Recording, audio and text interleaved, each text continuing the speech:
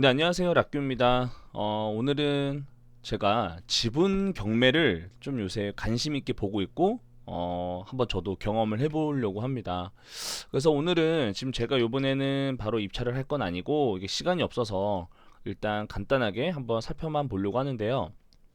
그 전에 제가 어제 리뷰해드린 총 3개의 아파트 단지 상가 중에 그 중에 하나, 동두천에 있는 이 먹자 골목에 있는 이 마사지 샵, 이게 2억 8,400에 낙찰이 됐습니다. 7명 들어왔고요. 되게 굉장히 좋은 가격에 낙찰이 된 것 같아요. 그래서 이거 그거 말씀드리려고 했고요. 나머지 아파트 상가는 유찰이 된 것 같아요.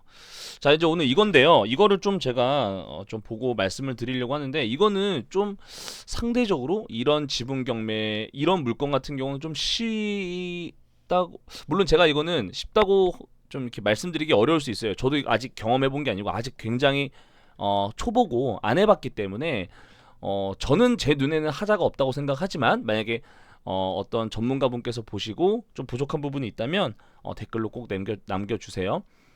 자, 일단은 이제 동두천시의 상패동에 있는 다세대 주택인데요. 이게 9평, 10평, 그러니까 건물 면적이 보니까 총 18평짜리 이런 다세대 주택이더라고요. 그래서 지금 나와 있는 이 402호 이 경매 물건 같은 경우는 지금 반의 지분이 나온 거예요. 반의 지분이. 그래서 3,850만 원. 이게 반 정도가 해서 3,850인데 반값 지금 1,880까지 떨어졌죠. 이거 좀 더 살펴보면 일단 임차인이 없고 소유자가 점유하고 있다고 합니다. 여기 내용에선. 자, 근데 이것만 보면 되죠. 우리는 이 두 분이 이렇게 반반씩 나눠져 있다고 합니다. 2012년에 7천만 원이었으니까 사실 지금 시세로 아무리 10년 가까이 지났지만 거의 뭐 오르지 않았다라고 봐도 무방하겠죠. 그래서 매각물건 명세서 봐도 별 문제가 없고, 근데 내가 이걸로 어떻게 수익을 낼 수 있을까 한번 저만의 계산으로 한번 다가가 보도록 하겠습니다. 일단 주변에 보면요, 이게 지금 여기인데, 여기 무궁화 타운이라는 곳인데, 이게 많이 팔리는 것 같진 않지만 거래는 되는 것 같아요. 거래는 물론 6천만 원, 5천만 원 뭐 되게 다양해요. 7천만 원도 있고요. 자, 그래서 여기 보면은 최근에는 6,500에도 매매가 된 걸로 볼 수 있고요. 아, 그리고 혹시 이거 아직 모르시는 분 계신다면, 이게 디스코라는 거는 이렇게 제가 눌렀을 때 이렇게 빌라 같은 경우도 실거래가가 나와요. 그래서 이런 걸 한번 잘 살펴보시면 됩니다. 디스코 꼭 기억하시고요. 밸류맵도 좋은데 저는 디스코 밸류맵 다 봅니다. 보통 6천만 원, 6,500, 7,500, 6,200, 7,500, 6,700, 5,500. 이게 얼마라고 시세를 봐야 될지는 모르겠지만 우리가 미니멈 한 6천만 원이라고 잡아볼게요. 6천만 원. 그러면 이 집 같은 경우는 6천만 원에 팔면 팔리겠구나, 이렇게 지금 제가 생각을 해볼 수 있는 거고. 근데 왜 6천만 원밖에 안 할까라고 보면요, 이렇게 주변에 한번 볼게요. 주변에 횡하죠. 약간 시골 같은 느낌이에요. 그리고 이렇게 중간을 한번 가보면요, 이렇게 사는 분들은 많이 계시지만 전반적으로 주변에 좀 뭔가 인프라가 많이 부족해요. 그러니까 여기 완전 잠자러 오는 곳, 약간 그런 느낌인 것 같아요. 저도 여기가 어딘진 모르겠지만 이렇게 조금 더 봐도 여기 대학교 하나 있는 거 말고는 딱히 뭔가가 없어요. 그쵸? 여기도 뭔가 그렇게 발달되어 있는 것 같진 않고, 이쪽까지는 좀 나가야 좀 이제 있는 것 같아요. 그쵸?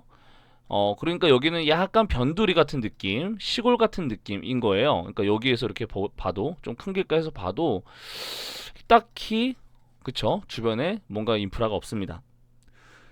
그럼 이걸로 이제 어떻게 하면 될까? 제가 가지고 있는 시나리오는요, 음, 이런 거죠. 지금 예를 들어, 지금 입찰자가 거의 없다고 가정을 하고, 거의 최저가, 내가 1,900만 원에 낙찰을 받았다라고 가정을 해볼게요.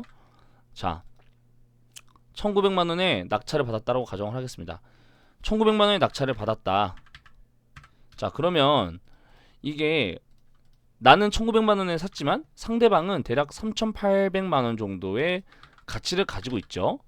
그럼 이 두 개가 합치면 얼마죠?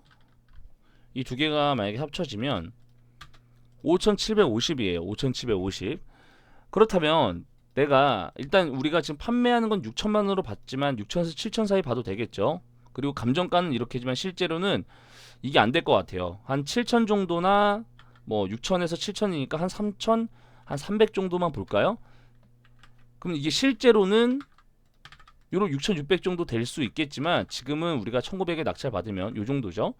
그러면 우리가 6,600만 원이었을 때 이 차익을 한번 보면요.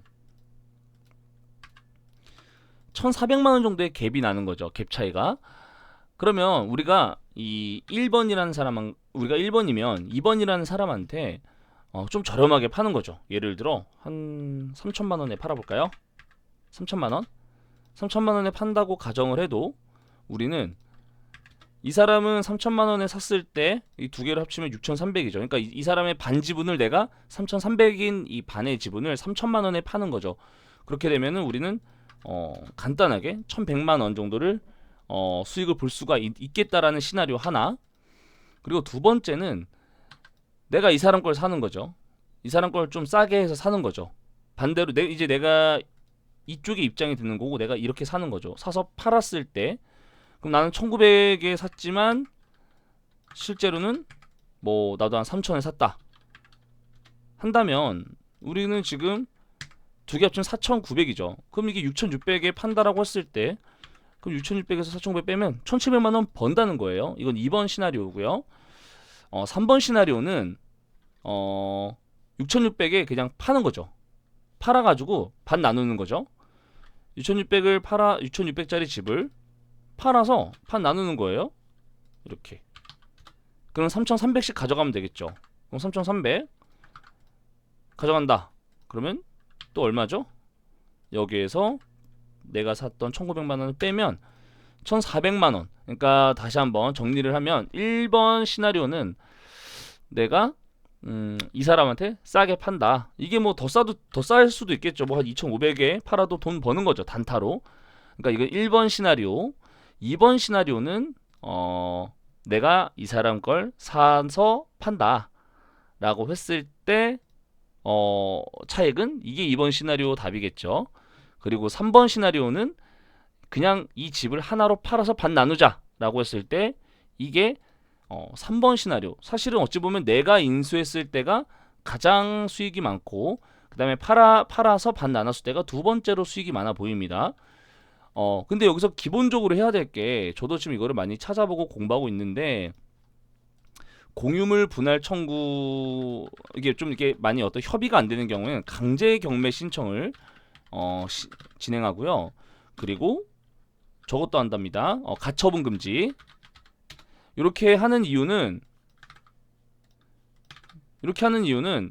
요거 두 개 같은 경우는 좀 이제 우리가 좀 싸게 이게 지금 지분 경매가 반대로 갔을 경우에는 지금 같이 또 반값까지 떨어질 때까지 사는 사람이 없을 수도 있겠죠. 이걸 제가 사는 거죠.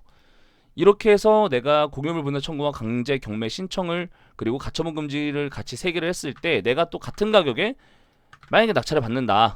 그렇다면 이게 얼마가 될까요? 나는 3,800에 이런 18평 경기도 동두천시에 있는 주택을 사는 거죠. 그렇다면 이렇게 되는 게 사실 수익이 제일 좋을 수도 있어요. 여기서 이렇게 딱 빼면 2,800 이게 최고죠. 이게 최고 같아요. 제가 볼 때 이렇게 하는 시나리오가 제일 좋은 것 같다. 근데 우리가 우선순위로 돼야 될 게 일단 주인이 상대방의 지분을 주인이 바뀌지 못하게 해야 되는 이 과정을 먼저 진행을 하는 거고요. 그 다음 이 세 가지 시나리오가 안 됐을 때는 요것도 같이 진행을 해봐야겠죠. 그래서 이런 진행을 시나리오로 봤을 때 제일 좋은 건 저는 이게 이 부분이 이 분께서 남매인지 부부인지 모르겠지만 어쨌든 2분의 1, 2분의 1이고 현재 소유자가 점유하고 있는 경우에 제가 봤을 때는 따로 인수해야 될 어떤 대항력이 임차인이 있는 것도 아니고 현재 살고 있으니까 그만큼 살고 있는 거에 대한 어떤 월세를 좀 청구할 수도 있는 것이고요. 여러 가지로 압박을 넣을 수도 있기 때문에 저는 이 경매 물건 같은 경우는 좀 시간은 좀 걸릴 수도 있어서 한번 해볼 만하지 않나. 이게 지금 제 시나리오는 이렇게 되는데 이게 과연 이렇게 수익을 낼 수 있을지는 제가 정확히 알 수가 없어요. 하지만 저는 요런 제가 사실 시간만 있었으면 이걸 제가 한번 입찰을 해서 해보고 싶지만 첫 번째로 두려운 건 너무 동네가 그쵸 뭐 제가 함부로 비하할 순 없지만 너무 좀 조용해서 이게 좀 바로 안 팔릴 것 같고 꽤 오래 걸릴 수도 있을 것 같아요. 이게 보면요 5,500에 최근에 5,500에도 팔리기도 했고 6,200에도 팔리기도 했고 7,500에 팔리기도 했기 때문에 지금 정확한 시세가 알 수는 없지만 우리는 한 6,000에서 7,000 사이로 좀 본다면, 물론 이거보다 더 싸게 팔면 더 적게 남겠죠.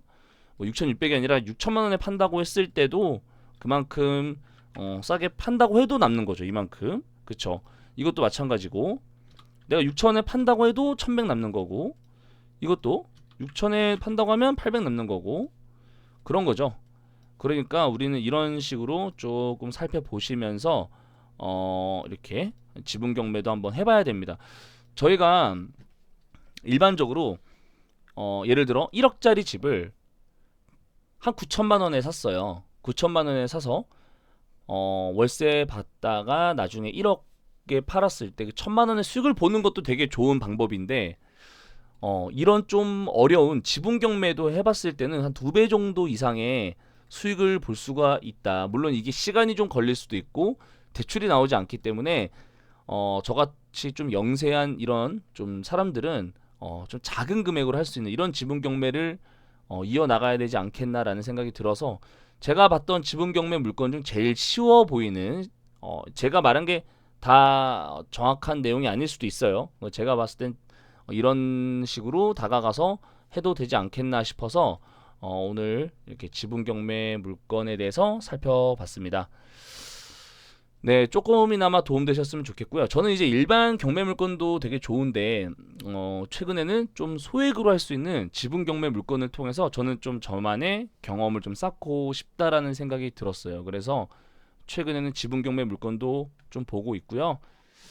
최근에 이제 다시 제가 많이 관심 등록해놨던 여러 물건들이 다 유찰되거나 낙찰되면서 한 번 더 물갈이가 됐죠. 그래서 꼭 일주일에 한 번씩은 전반적으로 지역 곳곳에 있는 어떤 물건들을 여러 개 보시면서 꼭 찾으셔서 이렇게 관심 등록을 해 놓으시길 바랍니다. 감사합니다.